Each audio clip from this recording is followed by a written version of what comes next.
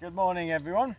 Today I would like to talk about 5 things that I do every single morning to help with chronic pain, to help maybe not heal myself, but help deal, self-help with chronic pain. And for anybody out there who deals with immense pain in their spine, their hips, their lower back, but certainly their spine, I've over the past 3 years of having major spinal issues due to a car accident, I've developed a system that enables me to start my day off well and enables me to be in the least amount of pain possible to carry that throughout the day. So before I get to it, I would really appreciate it if you could like this video firstly, and if you haven't subscribed yet, please do. I'm all about faith and healing and rebuilding life with faith. And there's a link down on the bottom right hand side of the video. If you watch it in a panorama format, you'll be able to just hit the button and subscribe there. Very much appreciated. So without further ado, the first thing that I do every single morning after I read my Bible, but number one, is I like to tap. Now this is becoming very popular out there in the health world. It's nothing new. It's, if anything, it's old, but body tapping to release stagnant energy. And so I'll give you a demonstration of that without walking into this pole behind me, this pull-up bar behind me. And essentially you want to, get out of bed and have some water and lemon and things like that. But the first thing, again, tapping. So you want to just start shaking really and tapping your body. I usually start with my chest. This is part of Qigong exercises. You're just releasing stagnant energy trapped inside your cells, and any trapped energy in your chest, in your lungs, in your heart, and then you go down the arm, opening up stagnant energy pathways. This is very much based in Chinese medicine. And then you want to get your kidneys, you want to get your thighs, your hips, your lower back, just really wakening up the organs and moving that energy around. Go down the outside of your legs, up the inside, those pathways again, those meridians and pathways to open your body up. And then I like to finish with some more heart tapping, chest tapping. It's really good again for circulation. You can feel vibrating, tingling in your fingers. Really wonderful. First thing I do is that. The second thing I do is just basically bouncing. So number 2, bounce. And that's just moving again, you've already kind of woken up the organs. And one of the best things you can do for the human body as a species, one of the best things that we can do is rebound. Arguably, rebounding and climbing, even though I can't really do that with my spine now, we'll get to that maybe, but rebounding and basically bouncing / rebounding. You're moving lymph around, you're moving stagnant chi when you tap, but when you bounce, you're also moving lymph around, you're moving the bodily fluids. And there's a part of Qigong, it's Qigong, Qigong, I'll leave it in the description. There's a part of it that when you do the movement like this, you're tapping again on your organs, and you're just moving around, just moving energy around. So bouncing, rebounding. You can even jump. If you have a trampoline, that's even better. Having a trampoline is just wonderful. And the best way to rebound and jump on a trampoline is to go as high as you can, and then apparently that moves, I think that moves more lymph and stagnant energy. Just the force of getting as high as you can and then letting gravity bring you back to the ground. Don't cause yourself any harm, but just start moving. So that's a great way to get your energy up. There you go.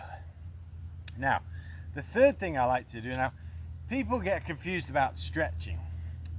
You don't want to stretch before you do anything that involves fast twitch, quick movement of muscles. You don't want to do that. So what I just did was essentially slowly move around, tap things, and then rebound 1 and 2, right? But I didn't stretch. I'm not stretching because Then if I was to go into something fast-paced move, I would really hurt myself. And that's how you can pull muscles. So I don't like to stretch. What I do like to do, number 3, is I like to do moving stretches. So, well, I suppose they're partly stretches, but I'm also not going to go out and do anything like sprinting or any running. So, okay, number 3 is some form of stretching. So let's just show you. So something that helps with the lower back, a lot of lower back pain is in the hips, right? So if you have really tight hips, number 3 is for you. Stretching the hips, and it's a great movement. You want to bounce. So this stretches this area as well, the hip flexors, but you're not supposed to do stagnant. So why I was trying to go along the path of not stagnant stretching and static stretching is because this one, you're essentially supposed to bounce. This hip flexor here doesn't like to be static. When it's stretched, it doesn't like that. It prefers movement to get air and oxygen and flow through the hip flexor there and open up the cells. So I like to do this, go down on one knee, about 90 degrees, and then just stretch the hip flexor, and then switch legs, go down on this one. Again, you'll feel this here in the hip flexor here. It's a great way to get the hips and the flexors moving there in the morning. This is part of 3, this isn't all of 3. So stretching, but dynamic stretching, right? So the next part, again, we're focusing on the hips here. And there's some great channels out there. This is not a stretching or a chiropractic or a physical therapy channel.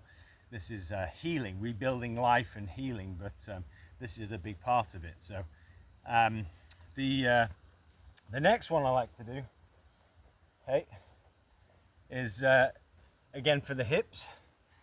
So it's very hard. If you have something to hold on to, it's better.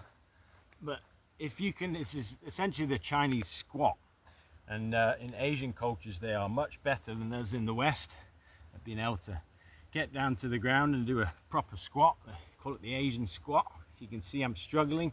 My back is bent forward, and it would be much better if I could straighten my back. So for the purpose of this demonstration, I will do this sideways, and I'll hold on to this. So you really want to, in a perfect world, you would get your feet facing forward. Most of us aren't able to do that due to the tightness in our hips and our areas around here. So it's okay if you point your toes out. So this would actually be number 4. So number 4 is Chinese squat. Number 4, Chinese squat.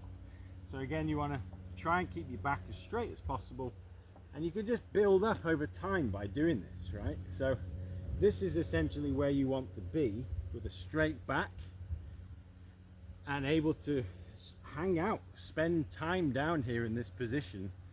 In a perfect world, I'm not there yet, but you would be able to have both of your hands down here, be able to play in the sand, be able to garden, be able to play with your children. This is what Chinese or Asian people in general, all Asian people in the culture are really able to do at a very old age. So you can see I'm struggling with that. Again, I have lots of problems with my spine. Be careful. And again, this is not medical advice. This is what I do for me, and this is what I've learned over the past 3 years, helps me. And again, it's focusing on the hips really, as opposed to doing anything directly on the localized pain, which is in the lumbar or the cervical. So we're focusing on regional pain and improving our mechanics by improving our hips and things like that. So again, this is kind of what it looks like this. My toes want to point out. You can see if I go this way, as soon as I get to about here, my toes start pointing out, but ideally you would want them pointing forward. And this is great for the hips here and the inner thighs, and just essentially taking the strain off the spine. So I'll just wrap this up now. Oh, yeah, splinter on that, huge splinter in my finger there. There we go. And then number 5, so the 5th thing before I do anything else, I have to do this in the sand. There's some red ants here, but let's finish with number 5 here. Essentially, I'll show you a modified version of this. You want to have your legs, your left leg down, and then you want to have this right leg back. Now, you're never going to touch the ground with your foot. You're going to try and support yourself, and I saw this on, I'll try and put a link in the video below to where I saw this on YouTube, another channel. Can't remember it, but I'll put a link in the video. So I'm not stealing this. You want to, this is all for the hip again, which helps the lower back. You want to put this back as far as you can without touching the ground, so you really feel it out here, and then come around and then tap the bottom of the heel to the heel there. So the right heel is tapping the bottom of my left heel, not touching the ground with this right foot. I'm going back, I'm feeling the stretch in here, I feel it all the way up here. You can see my body wants to lie over. I'm going back, I'm not touching the ground, I'm coming back. So it's this movement here. It's been a game changer, it's been wonderful. I shared it with my friends, and again I'll put the link down below to that video where I got this from, so they get the credit that they need. Oh, you can feel that. And then again you just flip the other side, so it'll be this side.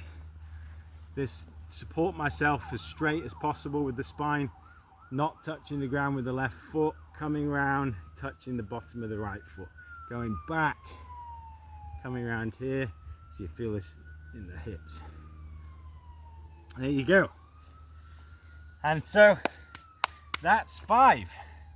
Now I've got multiple herniated discs, and I have 3 in the neck, I have 1 in the thoracic. It's going to get quite noisy here because there's sirens coming by, and my friends with the dog are coming by. So give me a second here.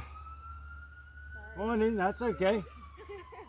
It's all right, you're entitled to walk on this path. I'm trying to do a healing video for my fledgling YouTube channel. I'm explaining 5 things that help the lower back. Wonderful. Yeah. Sorry for interrupting. No, the siren beat you to it. Happy Thanksgiving.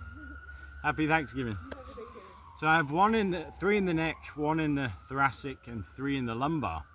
And so I know what I'm talking about here with pain and an impeded spine. So as you can see, I'm able to hang out here a lot longer now. This is almost what I was talking about in number 4, except I can't get my feet flat on the ground. But we're getting there. So stick with it and use these principles. Just try them. Maybe not even necessarily these, but research, because again, somebody that's got the spinal issues that I've got, these have been so helpful. Certainly the qigong and the tapping, the movements, they are extremely helpful, and they will shouldn't cause you any damage just by moving some lymph and things around. It's quite busy now. There's a large dog coming, so I'll say a quick prayer and say goodbye, because there's too much action here now. I'm a bit worried about this dog. So dear Lord, please continue to heal me and anybody else. Is your dog safe? Is your dog safe? Yeah, he's fine. He won't bother you. Okay. So I'll This way, come. I'd rather not take your word for it, so. I know, Glenn. Come, go. Keep them, please. Come on, this way. Thank you. You're welcome. Going out this way. Where are you going? Going out this way. So yes, quick prayer to say goodbye. Interesting video this morning. Yeah, well, it doesn't give you the right to let your dog run around on the trail off the leash, right, does it? So, dear Lord, thank you for allowing me to heal. Thank you for giving me the strength to deal with people in this realm, because they are tough and hard, and it's really impossible for me to deal with people some days. And please get this message to anybody out there who is probably not even a single soul still watching this video.